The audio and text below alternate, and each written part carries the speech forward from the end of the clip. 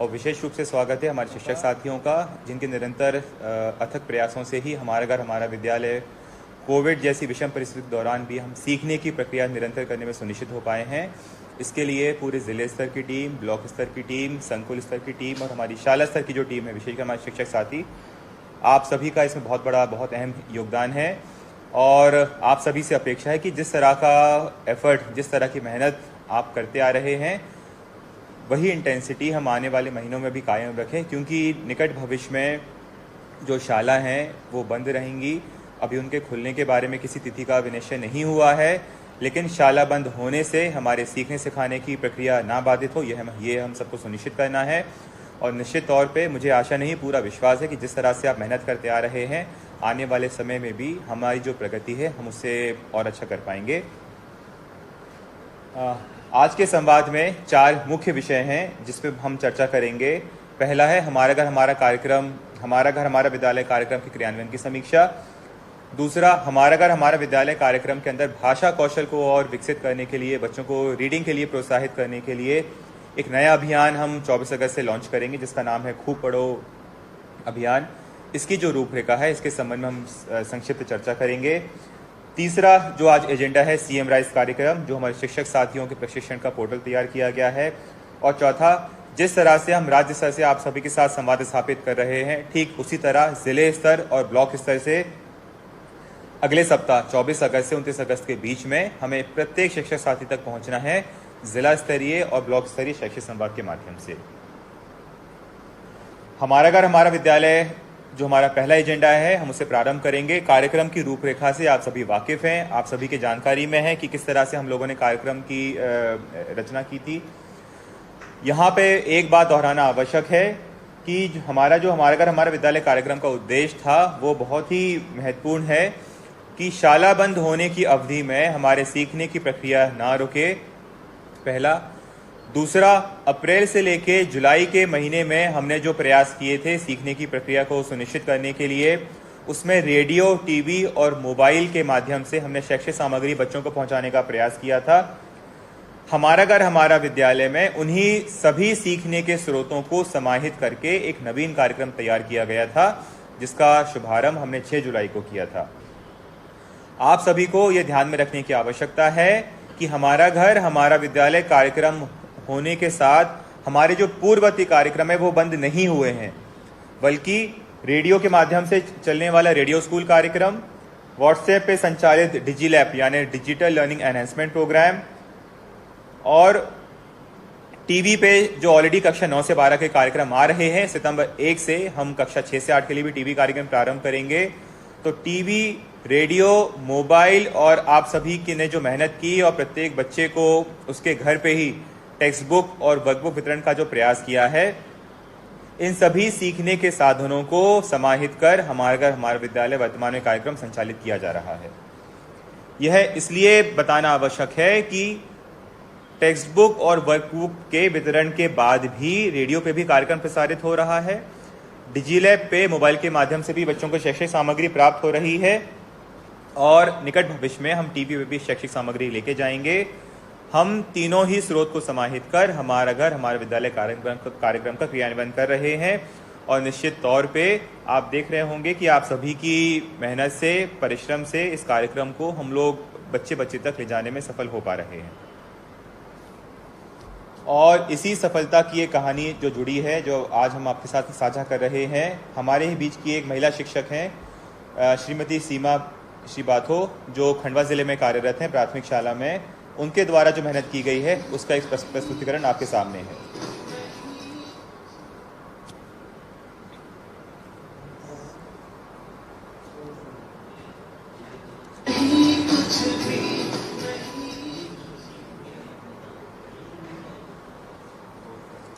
इसमें आगे क्यों नहीं आ रही है बात?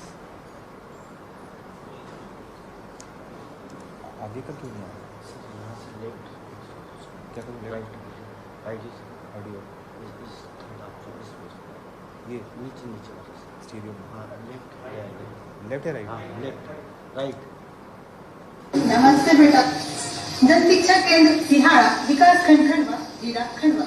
खंडवा शहर से लगभग 20 किलोमीटर की दूरी पर हमारा गांव है बकराड़ा। यहाँ की आबादी लगभग 3000 है। यहाँ किसान एवं दैनिक मजदूरी वाले लोग अधिक रहते हैं। कहने का तात्पर्य हमारे विद्यालय में गरीब तबके के विद्यार्थी अधिक हैं।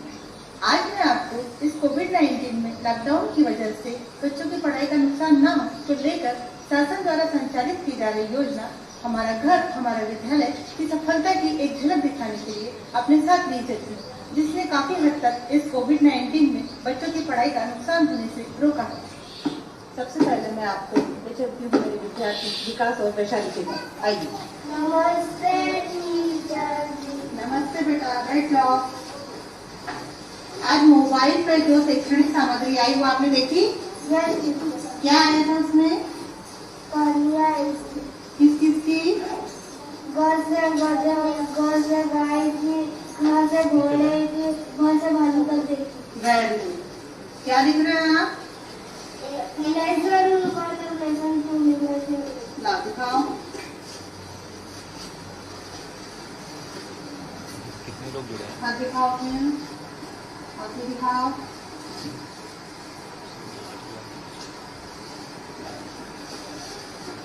विशाल, बहुत सुंदर राइटिंग है तुम्हारी ना, बहुत सुंदर लिखा है। कहानी में गाय को क्या पसंद था?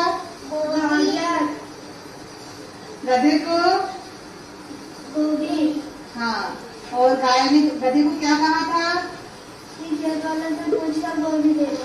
हाँ, गधे का जब पेट भर जाता था तो गधा क्या करता था? गाना गाता था। और गाना गाने की वजह से क्या हुआ फिर उसको? मार पड़ी। आइए अब हम चलते हैं हमारे दूसरे विद्यार्थी के यहाँ, मोहित पन्नालाल और रितेश के यहाँ, जो कक्षा चौथी और छठी में। नमस्ते बेटा, बैठो। रितेश, मोबाइल में जो लेसन आते हैं वो आप देखते हो बेटा? Very good. रेडियो में से देखते हो? रेडियो में क्या आया था? बताओ। आपने पोएम सुनी थी आज? मैं बात बोलती हूँ, आप लोग भी साथ में बोलना, ठीक है? मेरे साथ साथ दोहराना।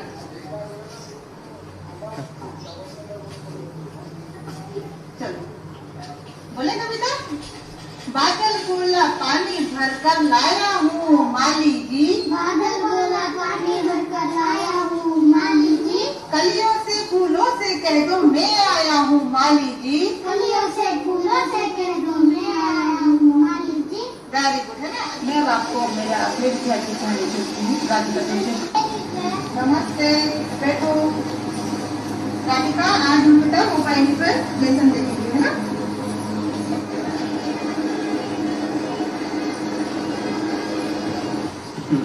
बेटा राधिका, अभी अपन ने मोबाइल में क्या देखा? घर से गाजर, घर से गाय, घर से गमला। Very good. तो ये क्या है? घर से गमला। हाँ, और क्या बनता है? घर से गाजर, घर से गाय, घर से गमला। मैं अब आपको अपने अगले विद्यार्थी के यहाँ ले चलती हूँ, सोनम और दुर्गेश। वो आपने देखी?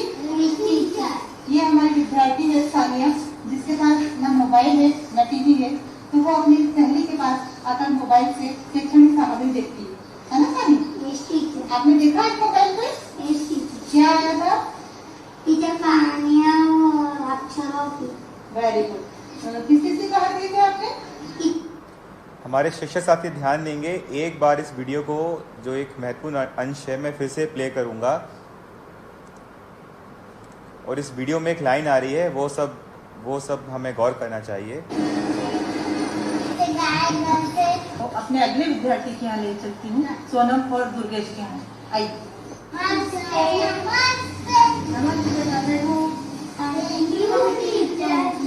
आज मोबाइल पे जो शैक्षणिक सामग्री है वो आपने देखी?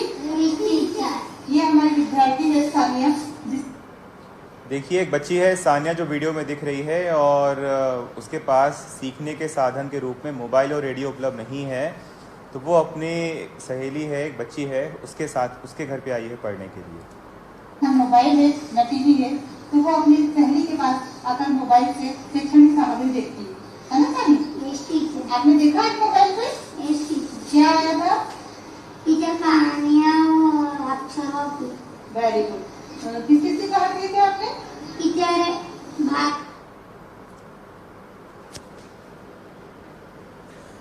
इस वीडियो में 3 महत्वपूर्ण बात ध्यान देने लायक हैं। पहला कि हमारी जो शिक्षक साथी हैं उनकी ऊर्जा, उन्होंने जितनी मेहनत से, जितने लगाव से और समर्पण की भावना से गृह संपर्क करने का प्रयास किया है वो वास्तविक रूप से काबिल तारीफ है और सीखने लायक है। बहुत हमारे शिक्षक साथियों को से प्रेरणा मिलेगी। दूसरा, आपने देखा कि वो एक घर में गए हैं लेकिन वहाँ पे बैठे जो बच्चे हैं 2 और 3 हैं। इसका मतलब ये, जो दूसरी बात हमें इस वीडियो से सीखनी चाहिए कि ऐसे हमारे बहुत सारे बच्चे हैं जिनके पास सीखने के साधन नहीं हैं। तो वो बच्चे जिनके पास सीखने के साधन हैं उनके घरों में आ सकते हैं, वहाँ पे बैठ के अपनी पढ़ाई कर सकते हैं, व्हाट्सएप वीडियो देख सकते हैं और रेडियो पे अपने कार्यक्रम का प्रसारण भी सुन सकते हैं।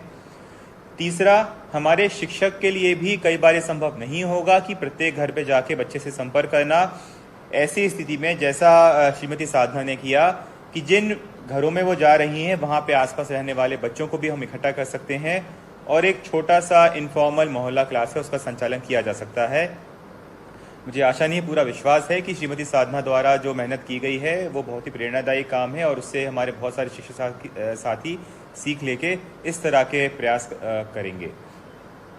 हमारा विद्यालय कार्यक्रम को प्रारंभ हुए करीबन 1.5 महीने से ज़्यादा का समय हो चुका है, लेकिन वर्तमान में जो एक चिंताजनक बात है, जो हमने लाल अंक में जिन ज़िलों को दिखाया है, दर्शाया है और पीले कलर से कुछ ज़िलों को दर्शाया है, वो यह है कि जिन बच्चों के पास रेडियो, टीवी और मोबाइल नहीं है पढ़ने के लिए, अगर उनके हाथ में जो लघु पुस्तिका हमने 12 पेज की तैयार की है जिसमें 8 सप्ताह का हमारा विद्यालय का साप्ताहिक लर्निंग कार्यक्रम दिया गया है, तो बच्चे अपने भाई बहन या माता पिता की देखरेख में उस लघु पुस्तिका में जो निर्देश दिए गए हैं उसका पालन करके अपनी पढ़ाई जारी रख सकते हैं। परंतु आगरमालवा, दमोह, देवास, खरगोन, राजगढ़, रतलाम, सागर, शिवपुरी, कटनी ऐसे ज़िले हैं जहां पे अभी तक इस लघु पुस्तिका का वितरण नहीं हुआ है और ये जानकारी जो हमने गूगल शीट तैयार की थी उसमें जिन ज़िलों ने जानकारी अपडेट कराई है उसके आधार पर यह संकलन हमने किया है। इसके अतिरिक्त गुना, होशंगाबाद, झाबुआ, नरसिंहपुर, निवाड़ी, टीकमगढ़, उमरिया ऐसे ज़िले हैं जहां पे अभी तक जानकारी, लघु पुस्तिका के वितरण की जानकारी अपडेट नहीं की गई है। ये करीबन 12-15 ज़िले हैं जो हमारे लिए चिंता का विषय बने हुए हैं और ज़िले स्तर और ब्लॉक स्तर की टीम को ये सुनिश्चित करना पड़ेगा कि आपकी लापरवाही के कारण इसका खामियाजा बच्चों को भुगतना ना पड़े। आप सभी के पास 4 दिन का समय है। 4 दिन बाद हम पुनः इन ज़िलों की समीक्षा करेंगे ज़िलेवार, और यदि यही स्थिति रिपीट होती है तो फिर इसके लिए सीधे ज़िले स्तर और ब्लॉक स्तर की जो टीम है उसको उनकी जिम्मेदारी नियत की जाएगी। हमारे जो शिक्षक साथी हैं, आपसे अपेक्षा है कि इन ज़िलों में विशेषकर जो कार्यरत हैं या आपके क्षेत्र में किसी स्पेसिफिक संकुल में या स्कूल के बच्चों को अगर इसका लघु पुस्तिका का वितरण नहीं हुआ है तो आपके पास जो फ़ोन नंबर की डायरेक्टरी है कृपया करके बच्चों से संपर्क स्थापित करें और साप्ताहिक लर्निंग पैकेज में जो दिन नियत किए गए हैं, किस दिन क्या गतिविधि होनी है, कृपया करके उसके अनुसार बच्चों को इंस्ट्रक्शन देने का काम करें। तीसरा बिंदु है, ये अत्यंत महत्वपूर्ण है। जैसा हम लोगों ने पहले बताया था कि हमारे करीबन 25 से 30% बच्चे ऐसे हैं जिनके माता पिता के पास व्हाट्सएप आधारित मोबाइल है, वो व्हाट्सएप का उपयोग करते हैं और आप सभी की मेहनत से हमारे प्रदेश में करीबन 50,000 से अधिक व्हाट्सएप ग्रुप तैयार किए गए हैं। परंतु कार्यक्रम के क्रियान्वयन की आप गति देखें तो पिछले 2 सप्ताह में करीबन 35 से 40% का डिप आया है, कमी आई है यूट्यूब के व्यूज़ में। इसका मतलब ये कि पहले 15वें सप्ताह तक करीबन प्रतिदिन 7 लाख बच्चे जो हम शैक्षिक सामग्री भेज रहे हैं, व्हाट्सएप पे वीडियोस भेज रहे हैं, उसका अवलोकन कर रहे थे। परंतु पिछले 2 हफ्तों में इनकी संख्या 2 लाख घट गई है। अब मात्र 5 लाख बच्चे ही हैं जो वीडियोस देख पा रहे हैं। ये बहुत चिंता का विषय है। आप देखें कक्षा 1 से 8 में जो टोटल एनरोलमेंट है वो 67 लाख है, उसकी विरुद्ध अगर मात्र 5 या 6 लाख बच्चे हमारे वीडियोस देख रहे हैं तो मात्र हम 10% बच्चों तक पहुंच पा रहे हैं, जिसमें हमें और सुधार करने की आवश्यकता है। और इसके लिए जो हमारा डिजीलैब सेल बना हुआ है उसको बहुत ज़्यादा मॉनिटरिंग करने की आवश्यकता है।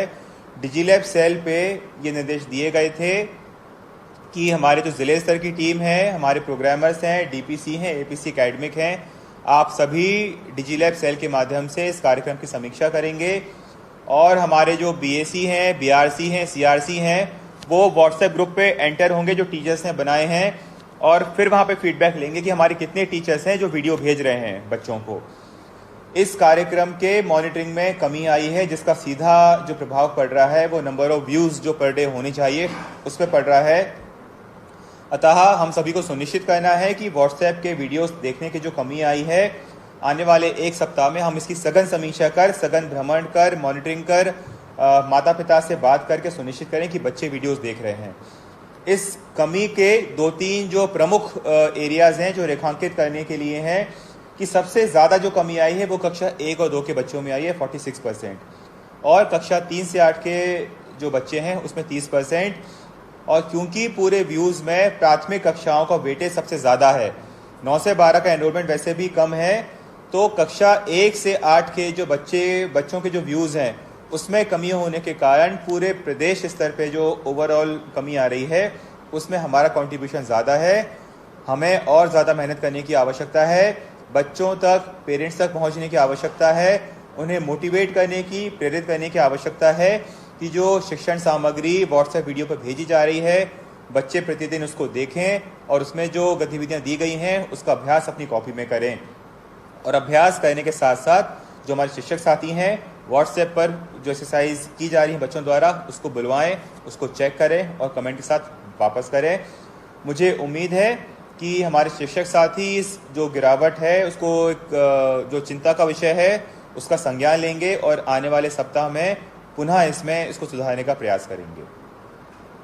इसके साथ ही एम शिक्षा मित्र जो हमारे प्रत्येक शिक्षक साथी के मोबाइल पर डाउनलोड किया जा चुका है, उसके यूज़र आईडी पासवर्ड आपके पास है। उस एम शिक्षा मित्र पे हमने शिक्षा सेतु मॉड्यूल बनाया है, जहाँ पे प्रतिदिन हमारे टीचर्स को अपेक्षा की गई है कि आपके द्वारा जो दैनिक कार्यवाही की गई है उसका एक प्रतिवेदन बहुत ही इजी फॉर्मेट बनाया गया है, उसके माध्यम से आप सबमिट करेंगे। आप देख रहे हैं कि टॉप 5 जो सबसे अच्छा प्रदर्शन करने वाले ज़िले हैं, ये ज़िले वो ज़िले हैं जहाँ के टीचर्स ने सबसे ज़्यादा बार एम शिक्षा मित्र पे हमारा घर हमारा विद्यालय की मॉनिटरिंग का जो नया प्रपत्र था उसको भरना शुरू किया है। पूरे प्रदेश में सर्वाधिक अच्छा काम दतिया ज़िले में हुआ है, जहाँ के 62% टीचर्स ने ये फॉर्म भरे हैं। इसके बाद हरदा है, तृतीय स्थान पे छतरपुर है, फिर सिंगरौली है, फिर बैतूल है। तो आप देख रहे हैं कि 46% काम करने वाला ज़िला भी टॉप 5 में आ गया है, जो दिखाता है कि अभी भी सुधार की बहुत गुंजाइश है। एक बार पुनः दतिया, हरदा, छतरपुर, सिंगरौली और बैतूल ज़िले को बहुत बहुत बधाई। और आपके लिए अब अगला लक्ष्य होना चाहिए कि आप कैसे 60 से 75 और 75 से आप 95% प्लस टीचर्स तक पहुंचते हैं अगले सप्ताह। इन 5 ज़िलों के अलावा जो प्रदेश में सबसे खराब प्रदर्शन करने वाले ज़िले हैं वो है रतलाम, डिंडोरी, देवास, खरगोन, धार। आप देख रहे हैं कि इनकी स्थिति इतनी दयनीय है कि ये डबल डिजिट भी क्रॉस नहीं कर पाए हैं। रतलाम में मात्र 5% टीचर्स ही फॉर्म भर रहे हैं, डिंडोरी में मात्र 6.4% टीचर्स फॉर्म भर रहे हैं, देवास में 5%, खरगोन में 7% और धार में 7.5%। इंटरेस्टिंगली आप देखें कि हमारे प्रदेश के जो 5 सबसे ज़्यादा कोरोना से प्रभावित ज़िले हैं उसमें इन 5 ज़िले का नाम नहीं आ रहा है, खरगोन छोड़कर। इसके बाद भी इन ज़िलों का जो प्रदर्शन है वो बहुत ख़राब है और निश्चित तौर पे ज़िला स्तर की टीम को, ब्लॉक स्तर की टीम को और संकुल स्तर की टीम को बहुत मेहनत करने की आवश्यकता है, मॉनिटरिंग करने की आवश्यकता है और ये सुनिश्चित करना है कि आने वाले सप्ताह में इस तरह का खराब प्रदर्शन हमें देखने को ना मिले। मैं पुनः रिपीट करूंगा, इन 5 ज़िलों के अलावा अन्य ज़िले हैं जिनका नाम अभी नहीं लिया है, लेकिन आप प्रतिदिन लॉगिन करके देख सकते हैं कि किस ज़िले की स्थिति क्या है। सभी डीपीसी को, एपीसी एकेडमिक को, प्रोग्रामर्स को, बीआरसी, बीएससी, सीएसी, आप सभी को यह सुनिश्चित करना है कि टीचर्स प्रतिदिन आयत उनको दिए गए हैं उसका निर्वहन करें और एम शिक्षा मित्र पे जो प्रविष्टि की जानी है वो प्रतिदिन प्रविष्टि करें। जो नया मॉड्यूल बनाया गया है उसमें राज्य स्तर पर बैठ के हम प्रत्येक ज़िले का, प्रत्येक ब्लॉक की कार्यवाही देख सकते हैं। उसी तरह से जो ज़िले स्तर की टीम है वो प्रत्येक ब्लॉक स्तर की, संकुल स्तर की, शाला स्तर की टीम देख सकती है। और इस ट्रैकिंग में यह भी संभव है कि किस टीचर ने फॉर्म नहीं भरा है।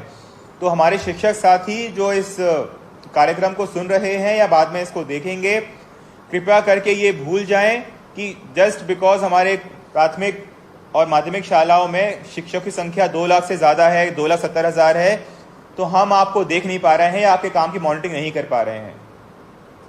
जिस तरह से ये मॉड्यूल बनाया गया है, जिस तरह से हमने इस कार्यक्रम की मॉनिटरिंग की फॉर्मेट बनाया है, अब कोई भी शिक्षक अदृश्य नहीं है। हम इस सॉफ्टवेयर का उपयोग करके प्रत्येक शिक्षक द्वारा क्या कार्य किया जा रहा है इसकी मॉनिटरिंग कर सकते हैं। और अगले सप्ताह से आपके जो डीपीसी हैं, आपके जो जिला शिक्षा अधिकारी हैं, वो देख सकेंगे कि ऐसे कितने शिक्षक हैं जिन्होंने कार्यक्रम के प्रारंभ होने से आज दिनांक तक एक भी फॉर्म नहीं भरा है। तो अगर हमें शिक्षकों को लगता है कि हमारी संख्या इतनी ज़्यादा होने से हमारी मॉनिटरिंग नहीं हो पाएगी या हमारी नामवार मॉनिटरिंग नहीं हो पाएगी, कृपया करके इस भ्रम में ना रहें। सॉफ्टवेयर के माध्यम से हम प्रत्येक शिक्षक तक पहुंच सकते हैं, उनके द्वारा क्या जानकारी भरी जा रही है वो हम देख सकते हैं। एम शिक्षा मित्र में जो मॉड्यूल बनाया गया है उसमें ऑलरेडी प्रत्येक दिन हमारे 80,000 टीचर्स तक रिपोर्ट करने लगे हैं। परंतु चिंता उन शिक्षकों की है जो बिल्कुल भी या तो मौके पे नहीं जा रहे हैं, या बच्चों से गृह संपर्क नहीं कर रहे हैं, या बच्चों से फोन नहीं कर रहे हैं, और इतना कार्य करने के बाद भी या काम कर रहे हैं तो एम शिक्षा मित्र पे रिपोर्ट्स अपडेट नहीं कर रहे हैं। हमारे जो जिले स्तर की टीम है, आपका दायित्व है कि प्रत्येक दिन आपके जिले का जो एजुकेशन पोर्टल पे जो डिटेल्स हैं उस पर ड्रिल डाउन करिए और शालावार मॉनिटरिंग स्टार्ट करिए। और यही दायित्व हमारे CACs का होना चाहिए कि आपके पास मात्र 18 से 20 स्कूल अब बचे हैं, तो 18 से 20 स्कूल की मॉनिटरिंग करना बहुत मुश्किल काम नहीं है। और विशेषकर इन स्कूल्स में से अगर आप उन स्कूल की संख्या हटा देंगे जो प्रत्येक दिन जानकारी भर रहे हैं, तो आपका जो आंकड़ा है वो करीबन 10 या 12 स्कूल पे आएगा। तो आपको अपनी पूरी ऊर्जा उन स्कूल्स पे लगानी है, उन टीचर्स पे लगानी है जो रिपोर्ट नहीं कर रहे हैं, जो कार्य नहीं कर रहे हैं। क्योंकि ये थोड़ा सा मुश्किल समय है, थोड़ा सा अलग तरह का समय है, संभवतः हमारे शिक्षक साथियों को मैदानी स्तर पे कुछ कठिनाइयां का महसूस कर रहे होंगे। हमने कुछ प्रमुख चीज़ें हैं जो आपसे हमने फीडबैक लिया था, हमारी टीम आपको फ़ोन करती है, उस पर फीडबैक जो प्राप्त होता है, उस फीडबैक के माध्यम से हमने कुछ 5-6 बिंदु चिन्हित किए हैं और आपको एक सुझाव देने का प्रयास किया है कि आप जो समस्या फेस कर रहे हैं उसका क्या सॉल्यूशन निकाला जा सकता है आपके स्थानीय स्तर पे। पहला है कि हमारे बहुत सारे शिक्षक साथी हैं जहां उनकी पदस्थापना है उस वार्ड में, उस ग्राम में वो नहीं रहते, उनका घर कहीं दूर है और आने जाने की दिक्कत होती है। यह बात सही है, परंतु आप देखेंगे 2 दिन पहले गृह विभाग ने एक नया निर्देश जारी किया है जहां पे पब्लिक ट्रांसपोर्टेशन को खोल दिया है और उसमें उपयोग लिखा गया है कि मास्क का उपयोग करके जो पब्लिक ट्रांसपोर्ट के साधन हैं उनका उपयोग करके शाला तक हम पहुंच सकते हैं। अगर प्रतिदिन संभव नहीं हो, प्रयास करें कि सप्ताह में कम से कम एक बार जरूर बच्चों से संपर्क करें। जैसा मैंने आपको पहले भी कई बार कहा है और आप भी स्वयं समझते होंगे कि हम टीवी, रेडियो, किताब या मोबाइल हम कितना भी उपयोग कर लें, एक टीचर को हम किसी भी तरह से रिप्लेस नहीं कर सकते हैं। ये जो सीखने के अतिरिक्त संसाधन हैं ये मात्र सहायक हैं, लेकिन किसी भी तरह से टीचर को ये टीचर का रूप नहीं ले सकते हैं। इसीलिए आपसे अपेक्षा है जब आप गृह संपर्क करेंगे तब जाके बच्चे जो पढ़ रहे हैं उसमें उनके मन में एक अच्छी समझ विकसित हो पाएगी विषय वस्तु की। इसीलिए बार बार गृह संपर्क पे जोर दिया जा रहा है। और जैसा मैंने पहले भी बताया, विशेषकर आदिवासी बाहुल्य क्षेत्रों में जहां पर फलिए, टोले, मजरे दूर दूर होने से बच्चों के घर दूर दूर होते हैं, तो प्रयास करिए कि आप कुछ ऐसे सार्वजनिक स्थान चिन्हित कर लें या ऐसे बच्चों के घर चिन्हित कर लें जहां पे ओटला है या आंगन है, जहां पे बड़ी जगह है, जहां पे आप 5-7 बच्चों को एकत्रित कर सकते हैं, ताकि आपको भी हर घर जाने की आवश्यकता ना पड़े। आप अपने सप्ताह में 2 या 3 दिन नियत कर लें ताकि पता पड़े, बच्चों को पता रहे, उनके माँ बाप को पता रहे कि आज हमारे शिक्षक सर या मैडम आएंगे, इस घर में आएंगे, इतने बजे आएंगे, तो हम अपने बच्चों को वहां पे भेज सकें, ताकि गृह संपर्क के माध्यम से फेस टू फेस जो इंटरेक्शन होता है, जो जीवंत संपर्क होता है, उसके माध्यम से बच्चों को आप मार्गदर्शन दे सकें। गृह संपर्क के साथ साथ फोन करने वाला तो काम ऐसा है जो आप प्रत्येक दिन अपने घर पे ही बैठ के कर सकते हैं, परंतु अभी भी बहुत सारे साथी इसका उपयोग नहीं कर रहे हैं, जो बहुत चिंता का विषय है। और बार बार बोलने के बाद भी अगर इसमें सुधार नहीं होगा तो निश्चित तौर पे फिर हमें ऐसे लापरवाह अधिकारियों पे कार्रवाई करनी पड़ेगी। दूसरा जो सबसे इम्पोर्टेंट है, जो आपने वीडियो में भी देखा होगा कि जो हमारी महिला शिक्षक थी, जब उन्होंने गृह संपर्क किया तो उन्होंने मास्क पहना हुआ था, बच्चों से सुरक्षित दूरी मेंटेन की हुई थी और बार बार सैनिटाइजर का उपयोग कर रहे थे और बच्चों को भी सैनिटाइजर उन्होंने दिया था। इन सभी कोविड से संक्रमण को रोकने के लिए जो स्वास्थ्य सुरक्षा का प्रोटोकॉल जारी किया गया है, कृपया करके उसका पालन करें और सुनिश्चित करें उन पालन करने के बाद ही आप गृह संपर्क करें। और गृह संपर्क करने में आपने देखा था कि वीडियोस में जो बच्चे बैठे थे आसपास उनके माता पिता भी खड़े थे, तो माता पिता से भी निरंतर हमारा संवाद स्थापित हो, यह भी हमें सुनिश्चित करना है। एक डाउट हमारे शिक्षक साथियों ने और रेज किया था कि कक्षा 1 में, क्योंकि बच्चे पहली बार न प्रवेशी बच्चे हैं, उनका एंडलाइन नहीं हुआ है, तो हम उनके बच्चों को सीखने के समूह कैसे बनाएं। तो इसमें जो ध्यान देने योग्य बात यह है कि वर्तमान में हमारा जो दक्षता उन्नयन कार्यक्रम है वो कक्षा 3 से लेकर 8 तक संचालित हो रहा है, जहां पे हम गणित और भाषा यानी गणित और हिंदी पे की मूलभूत दक्षताओं पे हासिल करने पे जोर दे रहे हैं। कक्षा 1 और 2 का जो पाठ्यक्रम है वो पाठ्य पुस्तक आधारित ही है, इसीलिए उन बच्चों को पाठ्य पुस्तक आधारित ही हमें फीडबैक देना है और मार्गदर्शन देना है। मात्र कक्षा 3 से 8 के लिए ही दक्षता उन्नयन संचालित हो रहा है। जो अगली चुनौती ये बहुत ही व्यवहारिक है, जिसका संज्ञान हमने लिया है कि हमारे स्कूल्स में आने वाले बच्चों के जो माता पिता हैं, कई बार वो अकादमिक रूप से दक्ष नहीं हैं कि बच्चों को पढ़ाई में मदद कर सकें। इसके लिए एक सुझाव ये हम लोगों ने सोचा है, प्रस्तावित कर रहे हैं कि हम लोग घर को अगर इकाई ना माने तो हम छोटे एक मोहल्ले को, मजरे को, टोले को हम इकाई मान सकते हैं, जहां पे हम 5-6 बच्चों को इकट्ठा करके और उनको फिर हम लोग एक छोटी सी क्लास संचालित कर सकते हैं, ताकि बच्चों को टीचर के मार्गदर्शन में पढ़ाई लिखाई करवा सकें। दूसरा यह भी महत्वपूर्ण है कि यह संभावना हो सकती है कि माता पिता पढ़े लिखे ना हो, परंतु उसके साथ ही यह प्रबल संभावना भी ज्यादा रहेगी उस घर में कोई ना कोई बड़ा बच्चा होगा जो पढ़ा लिखा होगा या जो ऑलरेडी स्कूल जा रहा होगा। तो जब हम माता पिता को कहते हैं तो माता पिता में बड़े भाई बहन भी शामिल हैं, जिनकी देख रेख में बच्चे पढ़ाई कर सकते हैं। हमें यह सुनिश्चित करना है कि यदि घर में माता पिता साक्षर ना हो, बच्चों की पढ़ाई में मदद नहीं कर सकते हों, तो घर में जो भाई बहन बड़े हों, कम से कम वो भाई बहन बच्चों की पढ़ाई में सहयोग कर सकते हैं। एक बिंदु और सामने आता है कि कई बार कृषि कार्य में लगे हुए या स्वरोजगार में लगे हुए जो पालक हैं, वे अपने बच्चों को साथ ले जाते हैं, जिसके कारण बच्चे पढ़ाई नहीं कर पाते हैं। ये पुनः बहुत बड़ी व्यवहारिक चुनौती है, लेकिन इस चुनौती का समाधान भी हमारे टीचर्स के, हमारे शिक्षक के हाथ में ही है। जितना ज्यादा आप माँ बाप से मिलेंगे, उन्हें प्रेरित करेंगे, उनसे संपर्क स्थापित करेंगे, उतने ज्यादा ही बच्चे पढ़ पाएंगे।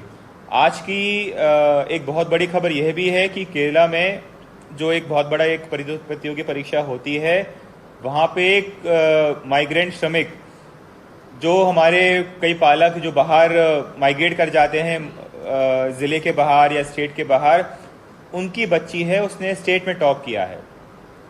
और वो बच्ची टॉप इसलिए कर पाई क्योंकि जो शिक्षक थे उन्होंने निरंतर उनके माँ बाप को समझाया, उनको हौसला दिया कि आपको अगर आजीविका के साधन के कारण अगर आपको माइग्रेट करना है तो आप जा सकते हैं, लेकिन कम से कम बच्चों का स्कूल न छुड़वाएं। और उनके माँ बाप ने यह बात समझी, और जिसका परिणाम यह है कि उस बच्ची ने, एक माइग्रेंट श्रमिक की बच्ची ने पूरे स्टेट में टॉप किया है। एक मुद्दा और फील्ड में देखने में आया है कि डेटा रिचार्ज है वो कई बार एक कॉस्टली ऑप्शन होता है कई माता पिता के लिए, इसलिए वो नियमित रूप से अपना जो डेटा है वो रिचार्ज नहीं करा पाते, जिस कारण हमारे बच्चे जो हैं वो व्हाट्सएप वीडियो नहीं देख पा रहे हैं। ये बात सही हो सकती है, लेकिन इसके लिए पुनः हम पालक से संपर्क कर सकते हैं, बात कर सकते हैं, उनसे संवाद स्थापित कर सकते हैं कि कम से कम अवधि के लिए भले चाहे, लेकिन बच्चों को मोबाइल ज़रूर उपलब्ध कराएं, थोड़ी देर के लिए ही सही। इसके बाद भी यदि मोबाइल उपलब्ध नहीं हो पा रहा है तो हम ऐसे बच्चों की मैपिंग कर लें जिनके पास मोबाइल है, उनके माता पिता की आर्थिक स्थिति थोड़ी सी बेहतर है, वो नियमित रूप से अपना डेटा रिचार्ज कराते हैं, और उन बच्चों के ग्रुप बनाकर उनको ऐसे बच्चों से जोड़ दें जिनके पास मोबाइल नहीं है। तो इस तरह से थोड़ा सा अगर हम स्थानीय स्तर पे बेहतर प्लानिंग कर लेंगे तो स्थानीय स्तर पे जो एक बच्चे के पास जो संसाधन उपलब्ध है वो संसाधन अन्य बच्चों के साथ भी साझा किए जा सकते हैं, ताकि बच्चों की जो पढ़ाई का नुकसान है वो कम से कम हो। इस कार्यक्रम को संचालित हुए हमारा विद्यालय कार्यक्रम को संचालित हुए करीबन 1.5 महीने से ज्यादा का समय हो गया है। अतः यह भी आवश्यक है कि हमारे बच्चों ने क्या सीखा, कितना सीखा, किस तरीके से सीखा, क्योंकि अगर हम आकलन नहीं करेंगे, बच्चों के सीखने का मापन नहीं करेंगे, तो हमारे शिक्षक साथी उस बच्चे को क्या अतिरिक्त सुविधा दी जानी है इसका हम निर्णय नहीं कर पाएंगे। इसीलिए आकलन बहुत एक आवश्यक प्रक्रिया है। हमने आप सभी के जो चुनौतियां हैं उसको ध्यान में रखते हुए जो आकलन का काम है वो बहुत ही सरल कर दिया है। आकलन की जो प्रक्रिया है उसको बहुत सरल कर दिया है। यहाँ पे मैं एक अंतर्राष्ट्रीय रिसर्च कोट करना चाहूँगा, उसकी मात्र 2-3 लाइन महत्वपूर्ण है कि एक देश में करीबन 10 साल पहले भूकंप आया था। उस भूकंप के कारण 4 महीने बच्चे स्कूल नहीं जा पाए, और उस 4 महीने स्कूल नहीं जाने के कारण बच्चों को जो सीखने के स्तर में जो लर्निंग लॉस हुआ उसका क्वांटम जो था, उसकी जो अवधि थी वो करीबन 1.5 साल की थी। विशेषकर हम समझेंगे इस चीज से, आप इत्तेफाक रखेंगे, सहमत होंगे कि जो छोटे कक्षा के बच्चे होते हैं उनका जो क्यूमुलेटिव लर्निंग होती है वो मात्र 4 या 5 साल की होती है। इसीलिए जो लर्निंग लॉस की संभावना कम उम्र के बच्चों में ज्यादा होती है। और अंतर्राष्ट्रीय रिसर्च जो एक व्यवहारिक रिसर्च थी कि एक बहुत बड़ी घटना हुई एक देश में जिसके कारण स्कूल बंद हुए, स्कूल नहीं खुल पाए, और 4 महीने स्कूल बंद होने के कारण बच्चों को 1 से 1.5 साल बच्चे पीछे हो गए सीखने के स्तर के अनुसार। तो ये बहुत ही हम सबके लिए सोचने का विषय है, चिंता का विषय है, खासकर प्राथमिक और माध्यमिक कक्षाओं के बच्चे।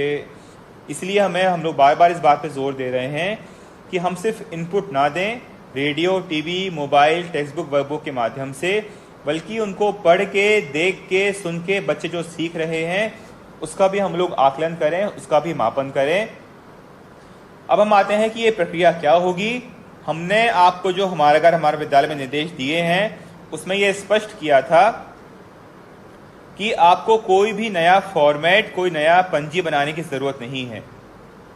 पिछले अकादमिक सत्र में जब हमने बेसलाइन किया, फिर एंडलाइन किया, हमने एक ही प्रारूप का यूज किया था।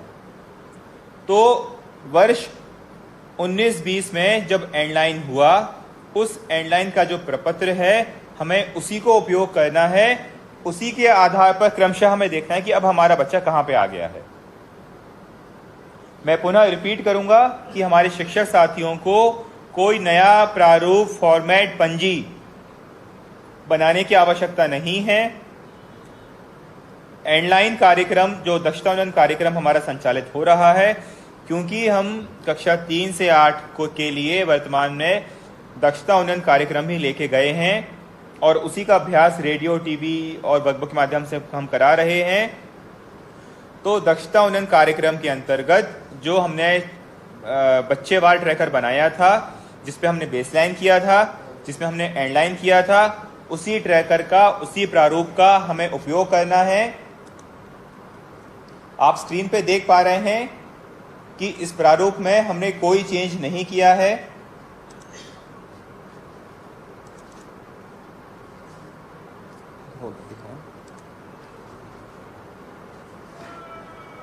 और आप देख रहे हैं ये एग्जैक्टली सब वही चीज है जो हमने पहले से दी हुई है, दक्षता उन्नयन की ट्रैकिंग के लिए फॉर्मेट। और ये हिंदी के लिए है, इस तरह से मैथ्स के लिए भी है। आप देख रहे हैं कि जब आपने ट्रैकर पहले भरा होगा तो आपने यहाँ पे बच्चे का नाम लिखा होगा, यहाँ पे उसकी कक्षा लिखी होगी, और यहाँ पे अलग अलग जो बच्चे ने जो उच्चतम दक्षताएं जो हासिल कर ली हैं उस पर आपने क्लिक किया होगा। उदाहरण के लिए अगर बेस लाइन के समय बच्चा अक्षर के स्तर पे था और एंड लाइन के समय अगर बच्चा मात्रा के स्तर पे पहुंच गया है, तो मात्रा का जो स्तर है वो 18-19 का एंड लाइन का स्तर था। और ये एंडलाइन अब हमारे इस अकादमिक सत्र का बेसलाइन बन जाएगा और हमें फिर आगे के कॉलम में बच्चों की प्रविष्टि करनी है। लेकिन ध्यानपूर्वक यह भी देखना है कि जब आप पहली बार बच्चे का असेसमेंट करेंगे, जब पहली बार आप चेक करेंगे, तो यह भी सुनिश्चित कर लें कि स्कूल बंद होने के कारण बच्चा वापस क्या मात्रा से अक्षर पे तो नहीं आ गया है। ये बहुत महत्वपूर्ण पहलू है और ये तभी संभव हो पाएगा जब आप बच्चे को आराम से बिठाएंगे, गृह संपर्क करेंगे और जो आपके पास टूल उपलब्ध है उसका उपयोग करके आप चेक करेंगे कि बच्चे का वर्तमान में सीखने का स्तर क्या है।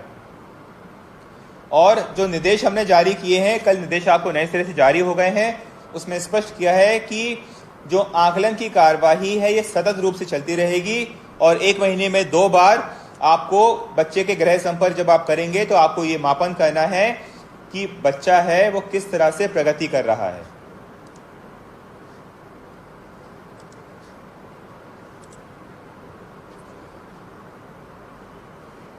अगर हमारी शाला बंद है या हमारे जो शिक्षक साथी हैं वो उनके पास अगर वर्तमान में ट्रैकर उपलब्ध नहीं है तो जाहिर सी बात है फिर आपको नए सिरे से ट्रैकर बनाना पड़ेगा।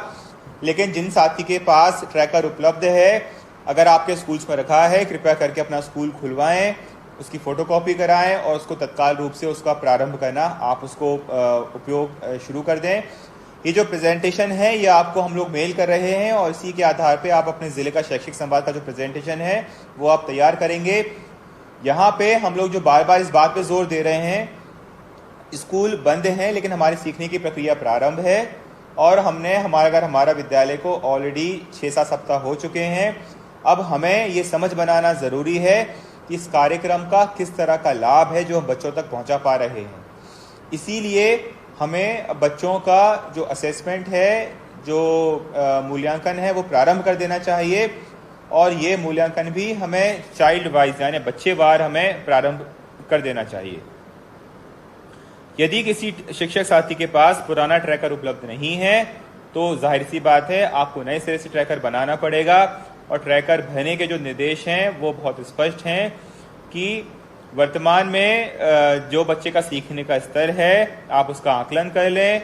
उसके आकलन के उपरांत बच्चों को अंकुर, तरुण और उमंग समूह में आपको 3 समूह में बच्चों को विभाजित करना पड़ेगा और हर 15 दिन में बच्चों को ट्रैक करना पड़ेगा कि क्या बच्चा अंकुर से तरुण में आया है, तरुण से उमंग में आया है।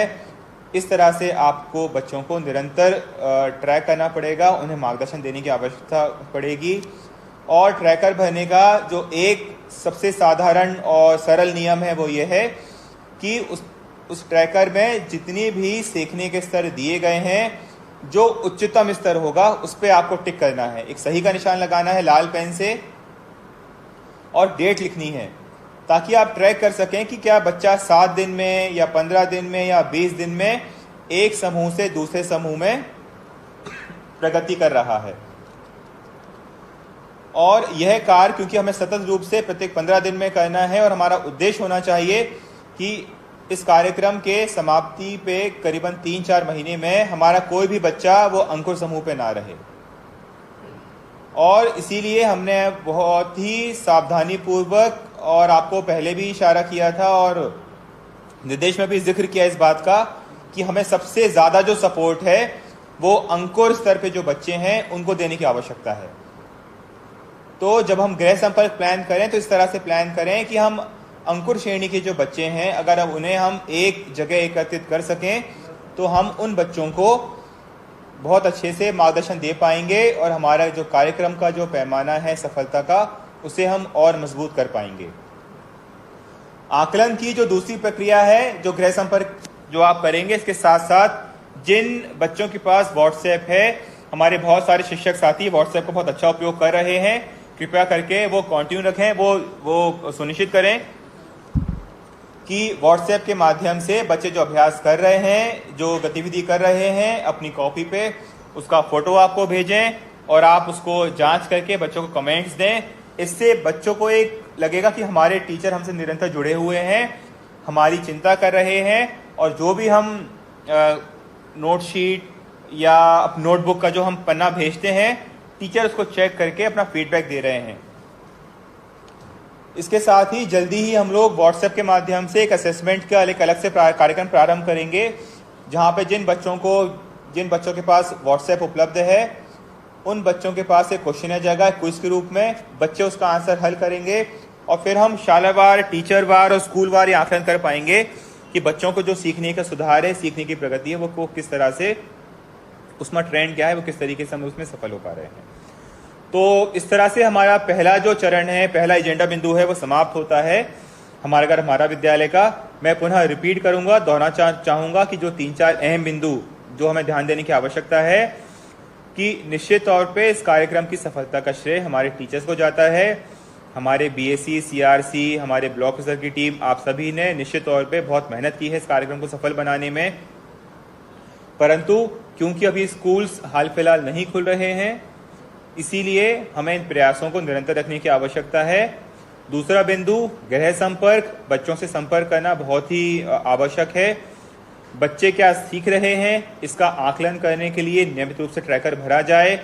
और चौथा बिंदु, एम शिक्षा मित्र पे जो शिक्षा सेतु का मॉड्यूल बनाया गया है, प्रत्येक दिन टीचर उसमें जानकारी भरें और हमारे जिले स्तर की टीम, ब्लॉक स्तर की टीम और संकुल स्तर की जो टीम है, आपका ये दायित्व है कि अब आप शालावार और शिक्षकवार जो मॉनिटरिंग है वो शुरू कर सकें। ऐसा कोई भी डेटा नहीं है जिसके लिए आपको भोपाल या राष्ट्रीय शिक्षा केंद्र पर निर्भर रहना पड़े। एजुकेशन पोर्टल पे लिंक बना दिए गए हैं जहां पे आप शालावार और टीचरवार तक पहुंच सकते हैं। अब हम इस शैक्षिक संवाद के दूसरे चरण में आए हैं, खूब पढ़ो अभियान। यहाँ पे जो पढ़ो शब्द है वो 2 तरह से हमने परिभाषित करने का प्रयास किया है। पढ़ो से मतलब है जो निरंतर पढ़ाई बच्चे करते हैं हर विषय की, उससे, और दूसरा पढ़ो का मतलब है रीडिंग, यानी कि जब तक के बच्चे में भाषा का कौशल विकसित नहीं होगा तब तक बच्चों को अन्य विषय समझने में काफी दिक्कतें आएंगी।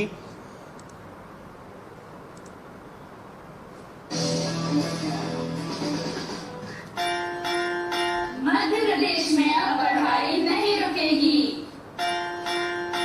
जी हाँ, अब हमारा घर ही हमारा विद्यालय है। अब हम टीवी, रेडियो और मोबाइल से ही पढ़ाई।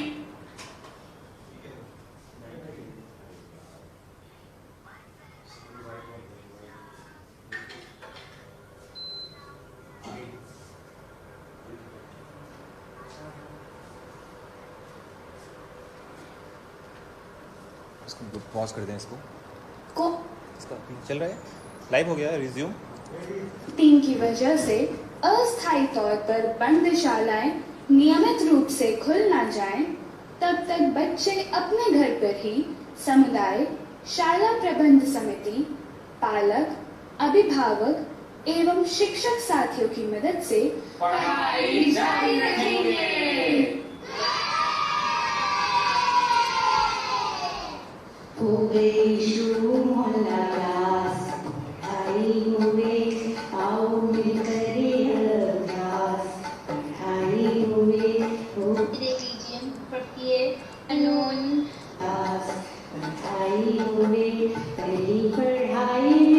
आप देख रहे हैं कि किस तरह से जो बच्चे हैं वो इतने प्रोत्साहित हैं क्योंकि उनके टीचर्स उनसे लगातार जुड़े हुए हैं, उनसे बात कर रहे हैं और बच्चे जो वर्कबुक में जो अभ्यास कर रहे हैं उसकी कॉपी अपने टीचर को भेजते हैं। और जो उनकी मैडम है डॉक्टर वंदना दुबे, ये उनका वीडियो है जो बैतूल में कार्यरत हैं। ये उनकी सक्सेस स्टोरी है कि किस तरह से उन्होंने रुचि लेकर अपने बच्चों को जोड़ा और अब व्हाट्सएप ग्रुप पे निरंतर अपने बच्चों को फीडबैक दे रहे हैं, जिससे बच्चे रोज़ उत्साहित होकर उन्हें और अपने वर्कबुक्स तरह से भेज रहे हैं।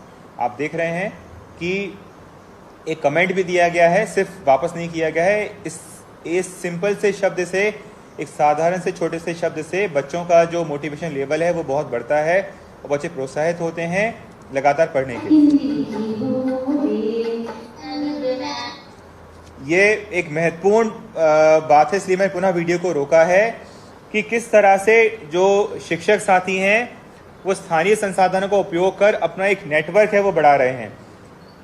उनके पास हर घर में पहुंचने के लिए बहुत ही व्यवहारिक कठिनाइयां थीं, इसलिए उन्होंने बहुत ही समझदारी का परिचय देते हुए घर में जो बड़े बच्चे हैं उनको इस कार्यक्रम से जोड़ा और जो बड़ी बहन है वो अपनी छोटी बहन को पढ़ा रही है। इस तरह का जो प्रयास है अन्य शिक्षक भी कर सकते हैं। आफ्टरनून। मैं इकरा की बड़ी बहन हूँ और मैं उसे रोज पढ़ाती हूँ और मैं 9th क्लास में पढ़ती हूँ और इकरा 7th क्लास में पढ़ती है। हम दोनों कन्याशाला स्कूल में पढ़ते हैं और आपने जो वीडियो भेजा था उससे मैंने इसे पढ़ाया है। ये देख लीजिए, ये विलोम शब्द हैं और इधर पीछे साइड पर्यायवाची शब्द भी हैं जो कि इकरा को मैंने पढ़ाया है। और आप जो वीडियो भेजती है वो इकरा को पढ़ा के मैं आपके पास फोटो भिजवा देती हूँ और इसे मैं रोज पढ़ने के लिए याद दिलाती हूँ। और नमस्ते मैम, मैम।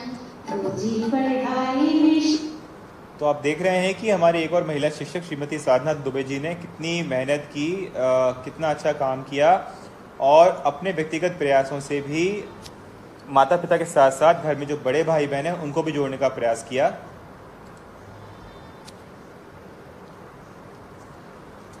जो खूब पढ़ो अभियान है, यह मैं पुनः रिपीट करूंगा कि भाषा के कौशल को विकसित करने के लिए कार्यक्रम लॉन्च किया गया है।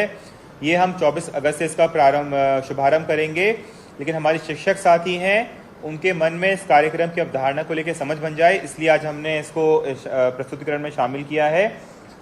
हमारा विद्यालय के निर्देश जारी किए तो उसमें हमने स्पष्ट किया था कि प्रत्येक दिन बच्चा शाम को 7 से 8 के बीच में अपने घर में जो बड़े बुजुर्ग हैं उनसे कहानी सुने। जब बच्चे कहानी सुनेंगे, रोज एक पेज हिंदी का, एक पेज इंग्लिश का लिखेंगे, तो भाषा के प्रति जो लगाव है वो बढ़ेगा और बच्चे निरंतर नए शब्द सीखेंगे। उसी कार्यक्रम को समाहित करते हुए, उन्हीं निर्देश को समाहित करते हुए एक अलग से कार्यक्रम हम लोगों ने प्रारंभ किया है, खूब पढ़ो अभियान, जो जोर देता है बच्चे के भाषा कौशल विकसित करने पे, जिसके लिए घर में जो माता पिता हैं या बड़े भाई बहन हैं उनकी देखरेख में ये 4 गतिविधि हैं जो संपन्न कराई जा सकती हैं। पहला है सुनना बोलना। भाषा का जो सबसे सशक्त माध्यम है सीखने का वो सुनना बोलना है। बच्चे भाषा जितना सुनकर सीख पाते हैं उतना पढ़ के नहीं सीख पाते हैं, इसीलिए हमने जोर दिया था कि प्रत्येक दिन घर में जो बड़े बुजुर्ग हैं उनसे बच्चे नए कहानी सुने, उनके अनुभव सुने। ये सुनने से, और जब माँ बाप उनसे कहेंगे कि जो बेटा आपने सुना है वो दोहराओ, तो बच्चे एक अटेंशन होके सुनेंगे, फोकस होके सुनेंगे और जब वो दोहराने का प्रयास करेंगे तो निश्चित तौर पे बच्चों की जो याददाश्त है वो भी तेज होगी। इसके साथ ही जब बच्चे अपने से बड़ी उम्र के लोगों से बात करेंगे तो उनकी जो शब्दावली है, जो नए शब्द माता पिता या दादा दादी नाना नानी बोलते हैं, तो वो नए शब्द बच्चे सीखेंगे तो बच्चों का जो वोकैबुलरी है, जो शब्दकोश है वो भी बढ़ेगा। दूसरा जो खूब पढ़ो अभियान का अभिन्न अंग है कि हमने, क्योंकि अब पाठ्य पुस्तक का वितरण कर दिया है, उन पाठ्य पुस्तकों में जो कहानी है, कविता है, बच्चे उनको रोज पढ़ें, तेज आवाज में पढ़ें, ऊंची आवाज में पढ़ें और यथासंभव प्रयास किया जाए कि जब बच्चे यह रीडिंग कर रहे हों तो घर के में माता पिता या भाई बहन वो मौजूद रहें, ताकि वो बच्चों को बता सकें कि अगर उन्होंने किसी शब्द का गलत उच्चारण किया है या किसी शब्द का वो उच्चारण नहीं कर पा रहे हैं तो इस काम में बच्चे की मदद करें। इसके साथ ही कविता में, कहानी में जो नए बच्चों ने शब्द सीखे हैं उसको अपनी कॉपी में लिखें, उसका अर्थ क्या होता है वो खोजने का प्रयास करें। अगर डिक्शनरी है तो डिक्शनरी का उपयोग करें, इस तरह से करें। इसके साथ ही लिखने में भी जो हम लोगों ने कहा है कि पहले बहुत सारे, जब हम लोग हमारे जो टीचर्स हैं, जब आपने भी स्कूल्स में होंगे तो उस समय आलेख, सुलेख, श्रुत लेखन कार्य होता था। इस पर बहुत महत्व दिया जाता था कि हमारे घर में जो शिक्षक साथी हैं, स्कूल में जो शिक्षक साथी हैं, घर में जो बड़े बुजुर्ग हैं, वो डिक्टेशन दे रहे हैं और बच्चे उसको अपनी कॉपी पे लिखने का प्रयास कर रहे हैं और फिर जो टीचर थे उसको चेक करते थे, बच्चों को बताते थे कि कहाँ पे आपने गलत मात्रा लगाई है, कहाँ पे आपने गलत शब्द लिखा है। तो ये सब जो भाषा के कौशल के सीखने के जो अलग अलग तरीके हैं, इन सभी को समाहित करके हमने खूब पढ़ो अभियान बनाने का प्रयास किया है। और जब शिक्षक साथी बच्चों से गृह संपर्क करेंगे आने वाले सप्ताह से, तो ये सुनिश्चित करेंगे कि खूब पढ़ो अभियान में हमें भाषा के कौशल सीखने पे बहुत ज़्यादा जोर देना है। इसके जो विस्तृत निर्देश हैं हमने कल ऑलरेडी जारी कर दिए हैं, एजुकेशन पोर्टल पे पत्र है वो अपलोड किया जा चुका है। आपको सुनिश्चित करना है कि जो भाषा सीखने की जो अलग अलग स्तर होते हैं, सुनना, बोलना, पढ़ना, लिखना, इन तीनों का ही उपयोग कर हमारे बच्चे भाषा के कौशल को तेजी से सीख सकें। इसमें एक रोचक पहलू यह भी है कि कई बार बच्चों को भाषा सीखने का जो प्रयास है वो नीरस ना लगे, उसको रोचक बनाने के लिए खेल खेल में बच्चे कैसे भाषा सीख सकते हैं। हमने 1 मिनट का खेल बनाया है जिसमें एक बच्चा, अगर बच्चों का एक समूह है, 2-3 बच्चे घर में उपलब्ध हैं, जिनके पास मोबाइल है वो मोबाइल का उपयोग करें, जिनके पास घड़ी है वो घड़ी का उपयोग करें, और यह खेल खेलें कि 1 मिनट में कितने शब्द बच्चे पढ़ सकते हैं, कितने शब्द बच्चे लिख सकते हैं याद कर, सोच कर, और बारी बारी बच्चे खेल सकते हैं। तो जब इसको हम खेल के माध्यम से कराएंगे तो 1-2 बार जब टीचर्स इसको सिखा देंगे तो टीचर्स के अनुपस्थिति में भी बच्चे आपस में इन गेम्स को अच्छे से खेल पाएंगे। जिस तरह से हमने खूब पढ़ो अभियान में भाषा को खेल खेल के माध्यम से सिखाने का एक प्रावधान किया है, उसी तरह गणित के खेल हैं वो भी बच्चे आपस में खेल सकते हैं। गणित का आप देखेंगे NAS का एक प्रमुख लर्निंग आउटकम था जिसमें बच्चे अच्छा परफॉर्म नहीं कर पा रहे थे NAS के दौरान, वो था आकृति, ज्योमेट्री की समझ, पैटर्न की समझ। तो इसको हमने चिन्हित किया है, और जिस तरह से हम हिंदी में हमने गेम्स डिजाइन किए हैं, घर पे जो स्थानीय संसाधन उपलब्ध हैं, थाली है, कटोरी है, फल है, सब्जी है, खिड़की का आकार, दरवाजे का आकार, इस तरह से अलग अलग आकृति बच्चे पहचान कर सकते हैं और बच्चे आपस में इस तरह से गणित के खेल भी खेल सकते हैं।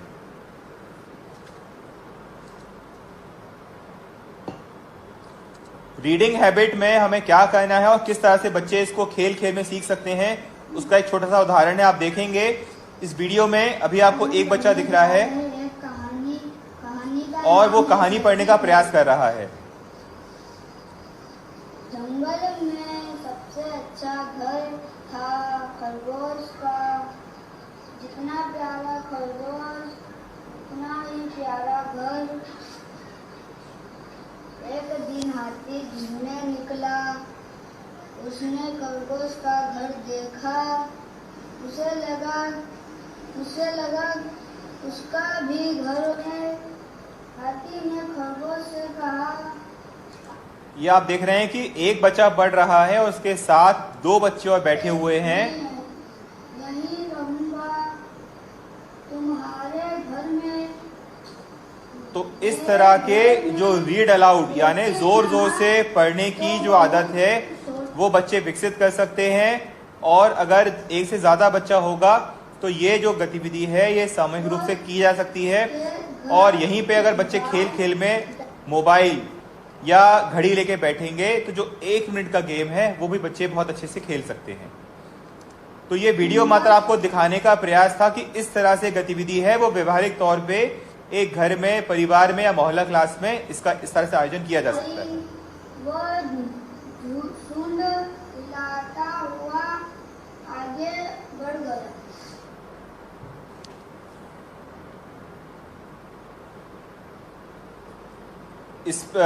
इसमें एक चीज और हमें ध्यान देने की बात है कि कई बार पाठ्यपुस्तक के साथ साथ यदि किसी बच्चे को कोई अन्य रोचक किताब अगर भाती है, उसे अच्छी लगती है, तो उसका भी उपयोग कर सकते हैं।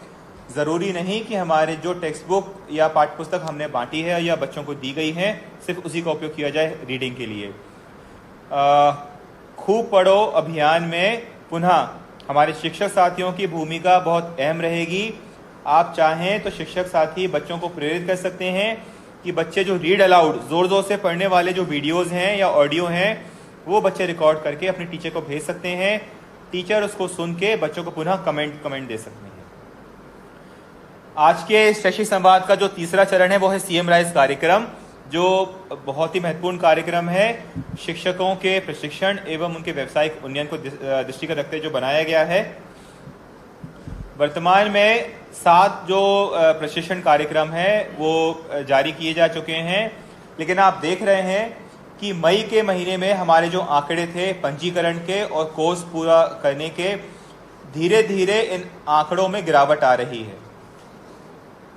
और जैसा हमने पहले भी आपको इंगित किया है कि हमारे लिए आंकड़े इतने महत्वपूर्ण नहीं हैं जितना महत्वपूर्ण है कि इस तरह के जो बहुत अच्छे और सोच समझ के साथ जो कोर्सेज डिजाइन किए गए हैं, शिक्षक की भूमिका, प्रभावी शिक्षण का आधार, दूरस्थ शिक्षण, हमारा घर हमारा विद्यालय का परिचय, छात्रों और पालकों से गुणवत्तापूर्ण बातचीत, शिक्षकों और पालकों की साझेदारी, इतने सोच समझ के जो कोर्स विकसित किए गए हैं, धीरे धीरे इनका जो पंजीकरण है वो कम होता जा रहा है और कोर्स पूर्ण करने की जो गति है वो और कम होती जा रही है।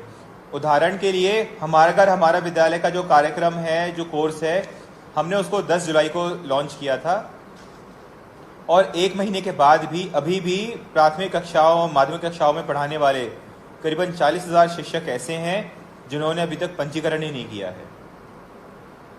उसी तरह से जब हमने आपको कार्यक्रम में बताया है कि गृह संपर्क करना है और गृह संपर्क करने के दौरान, बच्चों से संवाद करने के दौरान, पालकों से संवाद करने के दौरान आपको किन किन बिंदुओं पर ध्यान देना है, उसके आधार पर यह बहुत अच्छा कोर्स हम लोगों ने निर्मित किया था जो 23 जुलाई आज से करीबन 25 दिन पहले लॉन्च हुआ था। उसमें जो पंजीयन है मात्र 2,02,000 है और कोर्स पूर्ण करने वाले जो टीचर्स हैं वो मात्र 1,90,000 हैं। और कोविड के दौरान क्योंकि अभी शाला नहीं खुलनी है, बहुत लंबे समय तक बच्चों को माता पिता या बड़े भाई बहन की देखरेख में भी अपनी पढ़ाई जारी करेंगे। वो किस तरह से होगी, उसमें टीचर्स की भूमिका क्या है, शिक्षक की भूमिका, पालक की भूमिका क्या है, इसके लिए जो कोर्स तैयार किया था इस पे मात्र 1,74,000 यानी अभी भी ऑलमोस्ट 1,00,000 से 90,000 से 1,00,000 टीचर्स हैं, उन्होंने अभी पंजीकरण नहीं कराया है। यह चिंता का विषय इसलिए है क्योंकि हमारा जोर आंकड़ों पे नहीं है, परंतु टीचर्स के लिए जो ट्रेनिंग मॉड्यूल बनाए गए हैं, अगर टीचर्स इसका उपयोग नहीं करेंगे तो फिर ये हमारी कहीं ना कहीं विफलता दर्शाता है कि हमने इतना अच्छा ऑनलाइन प्रशिक्षण कार्यक्रम तैयार किया है। शिक्षकों की सीखने की गति उनकी सुविधा को देगा कि जब उनके पास खाली समय हो तब इन कोर्सेज का वो उपयोग कर सकते हैं। इसके बाद भी अभी भी धीरे धीरे ये जो गैप है वो बढ़ता जा रहा है। अगर हम जिले की बात करें तो हमारे जो सबसे अच्छा प्रदर्शन करने वाले जिले हैं, इसमें हमने जो कोर्स 5, 6, 7 यानी हमारे जो सबसे लेटेस्ट कोर्स हैं उसका जो कंबाइंड आंकड़ा है वो हमने लिया है और कक्षा 1 से लेकर 8 के टीचर्स हैं मात्र उनको इसमें सम्मिलित किया है। मंदसौर, पन्ना, नीमच हमारे सबसे 3 अच्छा प्रदर्शन करने वाले जिले हैं। इसके बाद हरदा, बैतूल, अनूपपुर, छिंदवाड़ा, उमरिया, उज्जैन, देवास, आप सभी सबसे अच्छा 10 प्रदर्शन करने वाले जिलों को बहुत बहुत शुभकामनाएं, बहुत बहुत बधाई। आप सभी टीपीसी, इन जिलों के टीपीसी को, एपीसी अकेडमिक को, डाइट प्राचार्य को, डाइट फैकल्टी को भी बधाई। अब आपको सुनिश्चित करना है कि यह जो मेहनत है ये जारी रहे और आपका अगला लक्ष्य जो हो 90 से 90% हो। इन्हीं जिलों की अपेक्षा हमारे बहुत सारे जिले ऐसे हैं जो आप स्क्रीन पे देख सकते हैं जिनको उपलब्धि का जो स्तर है मात्र 60 से 70% है। परंतु चिंता हमारी इन जिलों में हो रही है जहां पे अभी बहुत मेहनत करने की आवश्यकता है और सबसे कमजोर प्रदर्शन करने वाले जो जिले हैं उसमें सीधी प्रदेश में सबसे नीचे है, फिर रीवा, फिर भिंड, फिर खरगोन, मंडला, झाबुआ, सिंगरौली, शिवपुरी, टीकमगढ़, डिंडोरी, ये प्रदेश में टॉप 10 जिले हैं जिनका प्रदर्शन, बॉटम 10 जिले हैं जहां का प्रदर्शन सबसे ज़्यादा दयनीय है, सबसे ज़्यादा खराब है। यहाँ पे अभी और मेहनत करने की आवश्यकता है। इस लिस्ट में मुझे कुछ आदिवासी बहुल जिलों का भी नाम दिख रहा है जिसमें झाबुआ है, मंडला है, डिंडोरी है। यहाँ इन जिलों के डाइट और डीपीसीज को ये निर्देश दिया जा रहा है कि आप एसी ट्राइबल के साथ बैठिए। आदिवासी विकास विभाग के जो जिले स्तर के अधिकारी हैं, एसी ट्राइबल हैं या ब्लॉक स्तर के जो बीओ हैं, उनके साथ बैठिए और उनको बताइए कि ट्राइबल विभाग के भी इंस्ट्रक्शंस जारी हो चुके हैं। सीएम राइज जो कार्यक्रम है वो मात्र स्कूल शिक्षा विभाग के टीचर्स का ही ट्रेनिंग प्लेटफॉर्म नहीं है, आदिवासी विकास विभाग के जो टीचर्स हैं उनको भी इसमें ट्रेनिंग लेनी है। और मैं उम्मीद करूंगा कि रीवा, सीधी, भिंड, खरगोन, मंडला, झाबुआ, सिंगरौली, शिवपुरी, टीकमगढ़, डिंडोरी, सागर, इन जिलों का नाम बॉटम 10 की लिस्ट से हट जाना चाहिए। जब हमारा अगली समीक्षा हो आपको पुनः टीचर वाइज जाकर मॉनिटरिंग करने की आवश्यकता है कि कौन कौन से टीचर्स हैं, कौन कौन से विकासखंड संकुल है जहां पे टीचर्स सीएम राइज के कोर्स को एनरोल नहीं कर रहे हैं, पूरा नहीं कर रहे हैं। हम लोगों ने सीएम राइज का जो कार्यक्रम है बहुत ही सोच समझ के निर्मित किया है और राज्य शिक्षा केंद्र के साथ साथ देश में जो सर्वश्रेष्ठ संस्थाएं हैं जो टीचर ट्रेनिंग से जुड़ी हुई हैं उनको भी इसमें सम्मिलित किया है। और हम जो भी कोर्स बनाते हैं उसको निर्मित करने में टीचर्स का और डाइट्स का बहुत महत्वपूर्ण योगदान होता है। तो ऐसा नहीं है कि ये जो कोर्सेज हैं ये मात्र ऐसे लोगों ने बनाया है जिनको पढ़ाई से या पढ़ाने से कोई वास्ता नहीं है। इस तरह की भ्रम की स्थिति में ना रहें। हमारे जो भी हम कोर्स बनाते हैं हम लोग मैदानी स्तर से फीडबैक लेते हैं, जो कंटेंट है वो हम शेयर करते हैं, हमारे टीचर का फीडबैक लेते हैं, उसके बाद कोर्स को अंतिम रूप दिया जाता है। इसीलिए यह सुनिश्चित करने का प्रयास करें कि प्रत्येक टीचर प्रत्येक कोर्स को एनरोल करे और कोर्स पूर्ण करे और जो गैप हमारा आया है उस गैप की पूर्ति करने के लिए जो करेक्टिव स्टेप्स हैं वो जिला स्तर से ब्लॉक स्तर से हम तत्काल लेने का प्रयास करते हैं। यह कार्यक्रम का अंतिम पड़ाव है शैक्षिक संवाद। जैसा हम लोगों ने आपको जोर दिया है, बार बार बताया गया है कि जिस तरह से हम राज्य स्तर से संवाद स्थापित करने का प्रयास कर रहे हैं ठीक उसी तरह से हमारे प्रत्येक जिले को, ब्लॉक को, संकुल की इकाई को प्रत्येक टीचर तक पहुंचने की आवश्यकता है ताकि कार्यक्रम के क्रियान्वयन की रणनीति में, कार्यक्रम के क्रियान्वयन के जो मुख्य बिंदु हैं उसके बारे में एक बेहतर समझ, अच्छी समझ हमारे प्रत्येक टीचर के मन में बने ताकि इसके क्रियान्वयन में गुणवत्ता संबंधी समस्याएं ना आए। जिस तरह से हमने पिछले महीने 6 जुलाई से 11 जुलाई के बीच शैक्षिक संवाद का आयोजन किया था, ठीक उसी तरह इस बार भी हमें शैक्षिक संवाद आयोजित करना है।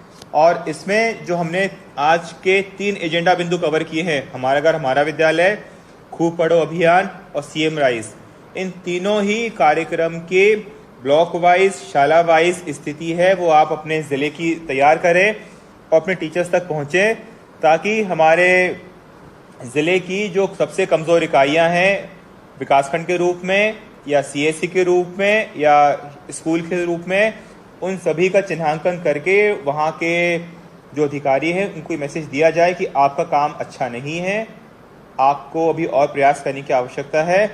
इस तरीके से शैक्षिक संवाद का आयोजन किया जाए। हमारा घर हमारा विद्यालय कार्यक्रम को फिर से बताने की आवश्यकता नहीं है, इसमें कई बार हम चर्चा कर चुके हैं। हमारा घर हमारा विद्यालय कार्यक्रम के वो आयाम जिस पे हमारा प्रदर्शन कमजोर हुआ है वो हमें देखने की आवश्यकता है, उसी को रेखांकित करने की आवश्यकता है शैक्षिक संवाद में। उदाहरण के लिए डिजी लैब के जो वीडियोस हैं उसको देखने की जो कमी आई है, एम शिक्षा मित्र पे जो फॉर्म्स नहीं भरे जा रहे हैं जिन टीचर्स के द्वारा, जिन शालाओं के द्वारा, ये 2-3 पैमाने हैं जो हमें भरना है। और तीसरा सबसे इम्पोर्टेंट कि हम इतना जब इनपुट दे रहे हैं तो बच्चों के सीखने के सभी सुधार आना चाहिए आउटपुट के रूप में, वो हमें सुनिश्चित करना है। शैक्षिक संवाद का जो आयोजन है वो अगले सप्ताह 24 से 28 अगस्त के बीच में किया जाएगा और इस बार हम लोग प्रयास कर रहे हैं कि हमारे जो OIC हैं राज्य शिक्षा केंद्र के, वो भी इस BC में जुड़े और देखें कि कितनी गुणवत्ता से शैक्षिक संवाद का आयोजन किया जा रहा है। शैक्षिक संवाद की जो एक आइडियल अवधि है वो 1.5 घंटे की अवधि है, लेकिन स्थानीय स्तर को ध्यान में रखते हुए इसको कम ज्यादा किया जा सकता है। हमारा ऐसा मानना है कि ऑनलाइन पे कोई भी कार्यक्रम अगर 70 मिनट से ज्यादा चलता है तो फिर धीरे धीरे व्यूअरशिप उसमें कमी आने लगती है। सबसे पहले जिले स्तर से डाइट और DPC को संयुक्त रूप से बैठकर एक कैलेंडर तैयार करना पड़ेगा, उसमें प्रत्येक ब्लॉक की डेट सुनिश्चित करनी पड़ेगी और यदि ब्लॉक में पदस्थ शिक्षक है उनकी संख्या ज्यादा है तो एक ब्लॉक में एक से ज्यादा दिन का प्लान भी किया जा सकता है। सुनिश्चित हमें यह करना है कि कैलेंडर अभी से बना के जारी हो जाए 24 तारीख के पहले, ताकि प्रत्येक टीचर को पता रहे कि उनका क्रम किस दिन किस ब्लॉक में आने वाला है। यह बहुत महत्वपूर्ण बिंदु है शैक्षिक संवाद जो आयोजित करना है उसके संबंध में कि पूरी तरह से जो शैक्षिक संवाद है वो ऑनलाइन ही आयोजित होगा। जिस तरह से हम आपके साथ BC से जुड़े हैं उसी तरह से आपको भी BC के माध्यम से अपने टीचर्स तक पहुंचना पड़ेगा। लेकिन आप BC करने के लिए किस प्लेटफॉर्म का उपयोग कर रहे हैं, जूम है या MST है या सिस्को वेबएक्स है, आप जो भी प्लेटफॉर्म उपयोग कर रहे हैं वो उसकी सूचना हमारे टीचर्स को कम से कम 3-4 दिन पहले हो जाए ताकि वो अपनी सुविधा से वो प्लेटफॉर्म है वो डाउनलोड कर सकें और आप वीसी का जो भी लिंक बना रहे हैं कम से कम 2 से 3 दिन पहले टीचर्स तक पहुंच जाए। अगर हम लोग लास्ट मोमेंट पे या एक दिन पहले लिंक बनाते हैं तो कई बार हमारे टीचर्स तक वो नहीं पहुंच पाता है। तो सुनिश्चित करिए कि हमारा जो डिजी लैब का और सीएम राइज का जो व्हाट्सएप ग्रुप बना हुआ है उस ग्रुप पे आप अपने विकास खंडवार जो शैक्षिक संवाद आयोजित होना है उसका जो लिंक है वो पहले से ही सर्कुलेट कर दें। जैसा मैंने बताया कि डाइट और डीपीसी को बैठकर ये कैलेंडर बनाना है, लेकिन इसके साथ ही हमारे टीचर्स, जिस तरह से हमने टीचर्स की सक्सेस स्टोरी चिन्हित की हैं, प्रत्येक शैक्षिक संवाद में आपके विकास खंड में संकुल में जिन शिक्षकों ने अच्छा काम किया है आप जरूर उन टीचर्स को जोड़ें और शैक्षिक संवाद का प्रारंभ उन्हीं टीचर्स के वक्तव्य से हो। वो स्वयं 3 से 5 मिनट में अपनी बात बताएं कि हमने अपने स्थानीय स्तर पर यह प्रयास किए हैं। और हमारे बहुत सारे उत्साही शिक्षक यदि कोई प्रस्तुतिकरण देना चाहते हैं तो ऐसे टीचर्स को हमें मोटिवेट करने की आवश्यकता है, उन्हें मना करने की जरूरत नहीं है। अगर 2 से 3 मिनट में कोई टीचर अपना वीडियो दिखाना चाहते हैं तो हमारे जो प्रोग्रामर्स हैं या MIS कोऑर्डिनेटर है कृपया करके वो पहले वीडियो मंगा लें और उसको स्क्रीन शेयर के माध्यम से बाकी जो टीचर्स पार्टिसिपेट कर रहे हैं शैक्षिक संवाद में उनको जरूर दिखाना शुरू कर दें। इतनी विषम परिस्थितियों में चुनौती के समय भी हमारे बहुत सारे टीचर्स ने बहुत अच्छा काम किया है। हमें उन्हें चिन्हांकित करने की आवश्यकता है और उनकी सक्सेस स्टोरी है उसको एक प्लेटफॉर्म देने की आवश्यकता है ताकि जो बाकी शिक्षक साथी हैं वो भी प्रेरणा लें कि हमारे ही बीच के शिक्षक हैं, इतना ज़्यादा सेवा समर्पण भावना से काम कर रहे हैं और उनकी सक्सेस स्टोरीज हमें बार बार शैक्षिक संवाद में दिखाने की आवश्यकता है। और अच्छा यह होगा कि एक ही टीचर की जो सक्सेस स्टोरी है वो पूरे ज़िले में ना दिखाई जाए। प्रत्येक विकास खंड में हमारे शिक्षक जिन्होंने अच्छा काम किया है, जिनको राजशिक्षा केंद्र ने या तो सर्टिफिकेट दिया है या DPCDO ने अपने स्तर से कोई सर्टिफिकेट दिया है, ऐसे टीचर्स को प्राथमिकता के रूप में चिन्हित करके उनकी सक्सेस स्टोरी जरूर दिखाई जाए। जो प्रेजेंटेशन हमने अभी आपके साथ साझा कर रहे हैं इसको और छोटा करके हम आपको बताएंगे। इसी प्रेजेंटेशन को अपने ज़िले की जो परिस्थिति है उसके आधार पे आप चिन्हित कर लें और सुनिश्चित करें कि जो स्थानीय जो आपके लो परफॉर्मिंग यूनिट्स हैं BRC के रूप में, BSc के रूप में, CAC के रूप में, उनका ज़रूर उल्लेख हो ताकि वो जो हमारे अधिकारी हैं जो लापरवाही कर रहे हैं, अच्छा काम नहीं कर रहे हैं, उन तक ये बात पहुंचनी चाहिए कि आपकी भी मॉनिटरिंग अब हो रही है। ये एक उदाहरण के लिए टाइम टेबल बनाया गया है कि किस तरीके से आप शैक्षिक संवाद अपना आयोजित कर सकते हैं। यदि आपके जो 8 संकुल हैं एक विकास खंड में, तो आप कैसे 2 संकुल को क्लब करके आप इस तरह से एक दिन का टाइम टेबल बना सकते हैं कि 1.5 घंटे का टाइम स्लॉट है। पहले टाइम स्लॉट में हम संकुल 1, संकुल 2 के शिक्षकों को लेंगे। BRC और डाइट की जो फैकल्टी है वो मॉडरेटर का काम करेगी। यदि किसी टीचर के कोई प्रश्न आते हैं, कोई सुझाव है, उसको मॉडरेट करने का काम करेगी। फिर संकुल 2 और 3, इस तरह से 8 संकुल का जो डिस्ट्रीब्यूशन है हमने 4 बैचेस में बना दिया है।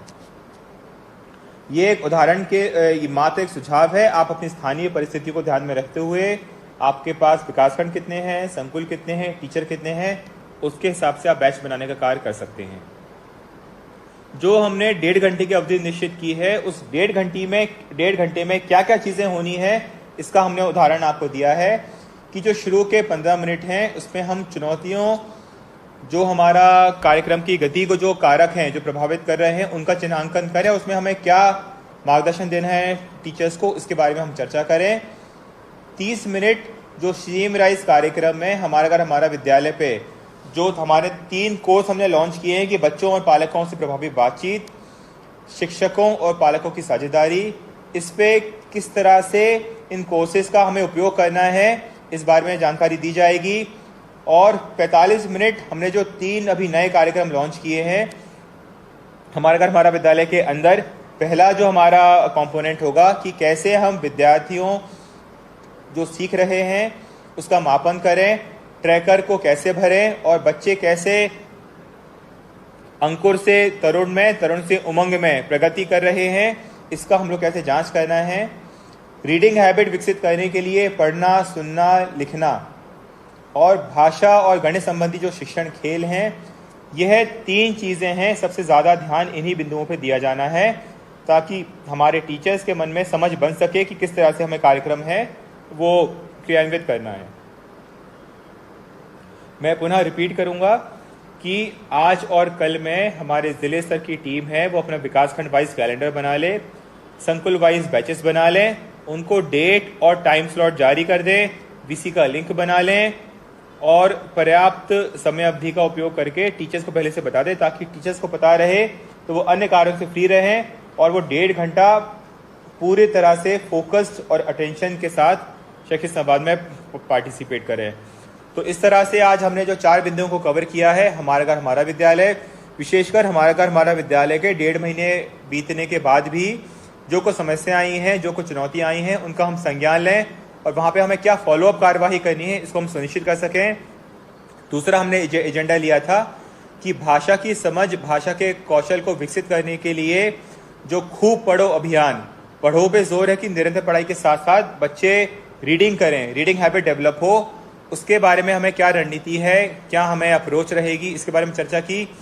सीएम राइज कार्यक्रम जो हमारे शिक्षक साथियों के लिए ऑनलाइन सीखने का एक लर्निंग प्लेटफॉर्म है, वेबसाइट संवर्धन का प्लेटफॉर्म है, उसमें कोर्स दर कोर्स जो गिरावट आ रही है उसको हमें रोकना है और मैं शिक्षक साथियों को मोटिवेट करना है, प्रोत्साहित करना है कि इस पोर्टल का उपयोग करें, जो भी ट्रेनिंग मॉड्यूल हमने लॉन्च किए हैं उसका 100% उपयोग करें।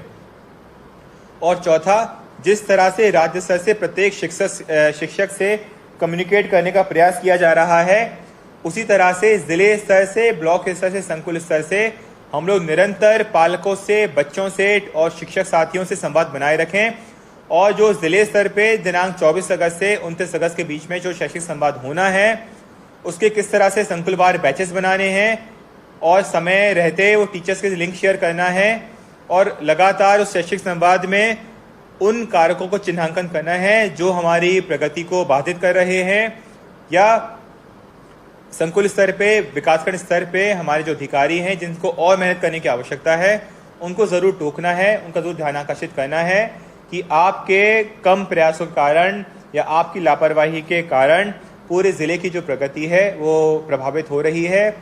हमारा घर हमारा विद्यालय का जो कैलेंडर है, सीएम राइज का जो जिलेवार प्रगति है, उसमें हमने जिलों का जो नाम चिन्हांकित किया था, उन सभी जिलों से अपेक्षा है कि अगले शैक्षिक संवाद में आपका नाम पुनः उस सूची में नहीं आना चाहिए।